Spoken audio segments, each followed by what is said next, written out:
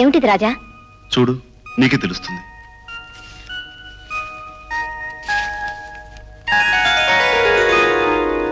బాకీ డబ్బు చెల్లించి కైలాసం దగ్గర తాకట్టున్నా ఇంటి కాగితాలు తెచ్చారా? అంత డబ్బు? ఇష్టమైన మనుషులు కష్టంలో ఉన్నప్పుడు వాళ్ళకి సహాయం చేయడం వల్ల మనకు నష్టం లేనప్పుడు చేసేసేమన్నాడు ఓ పెద్ద మనిషి. చేసేసాడు ఈ చిన్న మనిషి. అంటే ఆ బాకీ మీరు తీర్చేశారా? అంత డబ్బు మీకెక్కడిది? మనస్సుండాలే గాని మార్గాలు 1,00,000 అన్నాడు ఇందాకటి పెద్ద మనిషి. ఆ 1,00,000లో ఓ చిన్న మార్గాన్ని ఎన్నుకుని ప్రొసీడయ్యాం, బాకీ తీర్చేశాం. కానీ మేం మీకు ఎవరమని, ఏమవుతామని ఇంత సహాయం చేశారు? కొన్ని ప్రశ్నలకు జవాబులు మాటలతో చెప్పలేం, మనసుతో తప్ప అని అదే పెద్ద మనిషి చెప్పాడు. రాజా, ఒక మనిషిని చూడగానే కలిగిన ఇష్టం ప్రేమ అవునో కాదో చెప్పలేను, కానీ నీ మీద నాకు అలాంటి ఇష్టమే కలిగిందని చెప్పగలను. పాట కలిసి పాడినట్లే బ్రతుకుబాట్లో కూడా నీతో కలిసి నడవాలనిపించింది. ఇంతకాలం ఈ విషయం ఎలా చెప్పాలా అనుకున్నాను. ఎలాగైతే చెప్పేశాను. నేను చేసిన సహాయాన్ని కృతజ్ఞతగా నా మాట ఒప్పుకోమని అడగటం లేదు. నీకు మనస్ఫూర్తిగా ఇష్టం ఉంటేనే ఒప్పుకో. నా ఆశకు రూపం ఈ గులాబీ. ఇక నిర్ణయం నీది.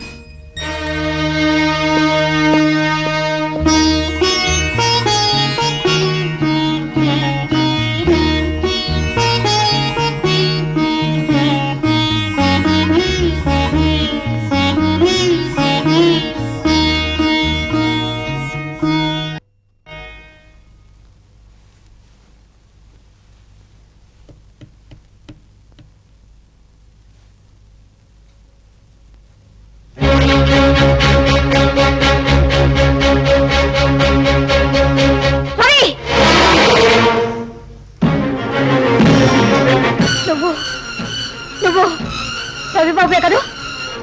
జయ, నిజం చెప్పు, నువ్వు రవే కదూ? మా కుటుంబాన్ని అధోగతి పాలు చేసి పారిపోయిన రవివి నువ్వే కదూ? జయ, కానీ ఇంకేం చెప్పకు. మా నాన్నగారి కళ్ళు పోగొట్టి మా బ్రతుకుల్లో చిచ్చు పెట్టి చీకటి చేసిన నువ్వు ఇంకా ఏం సాధించాలని వచ్చావు? ఎంతమంది ఏడుస్తుంటే చూడాలని వచ్చావు? జయ, నేను చెప్పేది విను. ఇంకా ఏమిటి వినేది?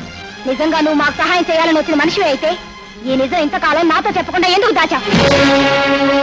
అవునులే, అది తెలిస్తే నిన్ను అసహించుకుంటావని, ద్వేషిస్తావని, దూషిస్తావని చెప్పకుండా దాచావు, అంతే కదా? రాజా పేరుతో మంచివాళ్లా నటిస్తూ అడగకపోయినా ఉపకారం చేస్తూ మా అభిమానం, అనురాగం సంపాదించాలని ఎత్తు వేశావు. నా అదృష్టం బాగుండబట్టి ఇప్పటికైనా నువ్వెవరో నాకు తెలిసింది. ఇప్పుడిప్పుడే నా మనసులో నీ మీద పెరిగే ప్రేమని, అనురాగాన్ని ఈ క్షణంలోనే చెరిపేశాను. నీలాంటి దుర్మార్గుడికి నా మనసులోనే కాదు, నా ఇంట్లో కూడా స్థానం లేదు. ఇంకొక క్షణం నువ్వు ఇంట్లో ఉండడానికి వీల్లేదు. వెళ్ళు. జయ, I said get out. వెళ్ళిపోతాను జయ, వెళ్ళిపోతాను. ఇన్నేళ్ళు నా అన్న వాళ్ళు ఎవరూ లేకుండా ఎడారి లాంటి బ్రతుకులు అనాథగా బ్రతికిన నేను మళ్ళీ అక్కడికే వెళ్ళిపోతాను. కాకపోతే వెళ్లే ముందు అసలు జరిగింది ఏమిటో నీకు చెప్పి మరీ వెళ్తాను. గదిలోంచి కదేవా కాలు వెరగొట్టేస్తాను. గదిలో పెట్టాలని నీకు తెలియదు, నువ్వు మాట్లాడిస్తారట. ఈ రోజంతా వాడికి కూడు నీళ్ళు ఇవ్వద్దు, అప్పుడు కానీ వెతకు బుద్ధి రాదు. పాపం జైకి ఎలా ఉందో, మందేసుకుందో లేదో ఓసారి వెళ్ళి చూసి రావాలి.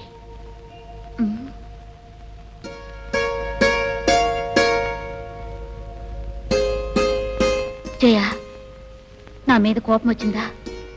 ప్లీజ్ జయ, నేను నిన్ను తొయ్యలేదు.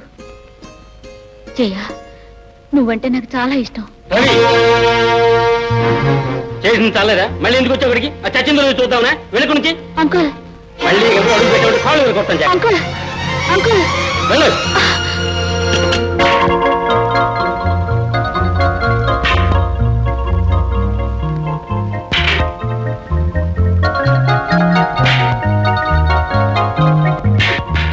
ఓ సింతేనా? నేనైతే ఎంత బాగా కొడతానో తెలుసా? అయితే ఈసారి చూడు.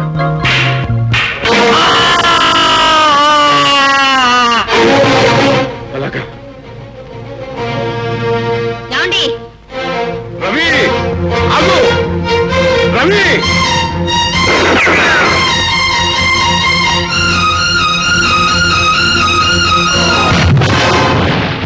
ఇప్పుడు చెప్పు జయ, నువ్వు నమ్ముతున్నట్టు నేను కావాలనే మీ కుటుంబానికి అన్యాయం చేశానంటావా?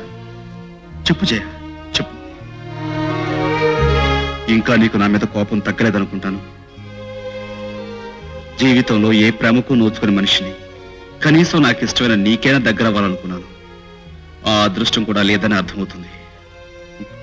పూజించే దేవతే శపిస్తే భక్తుడికి ఇంకా దిక్కెవరు? వెళ్ళిపోతాను జయ, వెళ్ళిపోతాను.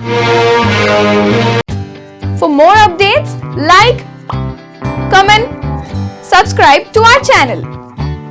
Hey darlings, గంటని click చేయడం మర్చిపోకండి.